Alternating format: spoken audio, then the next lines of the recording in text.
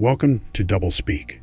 Today, we're dissecting a series of new, highly controversial pardons issued by President Donald Trump.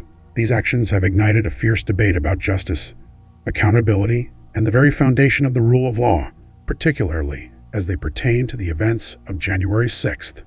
President Trump has extended clemency to individuals connected to the January 6th Capitol riot, and the details of these new pardons are startling. First, consider the case of Dan Wilson, a militia member. Wilson had already received an Inauguration Day pardon from Trump for his involvement on January 6th. However, that pardon didn't cover separate Kentucky firearms offenses. The appeals court for the District of Columbia rejected Wilson's attempt to vacate those sentences, sending him back to prison. But now, President Trump has issued a new unconditional pardon specifically for those Kentucky firearms charges.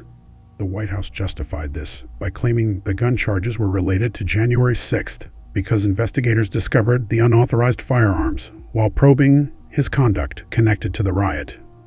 This interpretation stretches the definition of related in the eyes of many, effectively overriding a court's decision. Then, there's the even more alarming pardon of Suzanne K. K was sentenced to prison for an explicit act, threatening to shoot FBI agents in a social media video. Her comments were directed at agents who were seeking to question her about her presence in Washington, D.C. on January 6th. The Justice Department's own release from 2023 details Kaya's video where she announced she would shoot their expletive if FBI agents showed up at her house. Despite this clear threat against law enforcement, President Trump has granted her a pardon. The U.S. pardon attorney, Ed Martin, who advocated for both Wilson's and Kay's pardons, posted on social media, alleging the Biden DOJ targeted Suzanne K. for social media posts, and stating that Trump is unwinding the damage done by Biden's DOJ weaponization, so the healing can begin. This narrative of a weaponized DOJ is a consistent theme from Trump and his allies. But when clemency is granted to someone who explicitly threatened federal agents, it raises profound questions.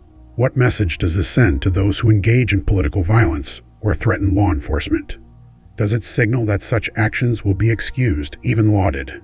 President Trump previously issued more than 1,000 pardons and commutations related to January 6th, and has stated he is very proud of these actions. These new pardons reinforce a powerful message to his base, that those charged in connection to January 6th are, in his view, political prisoners, rather than individuals, accountable under the law. The implications of these pardons are vast. They challenge the traditional role of clemency as an act of mercy, transforming it, for critics, into a tool for political messaging and potentially undermining the justice system's ability to hold individuals accountable for actions that threaten democratic processes and law enforcement. What do these latest pardons truly say about accountability for political violence and the future of the rule of law in America?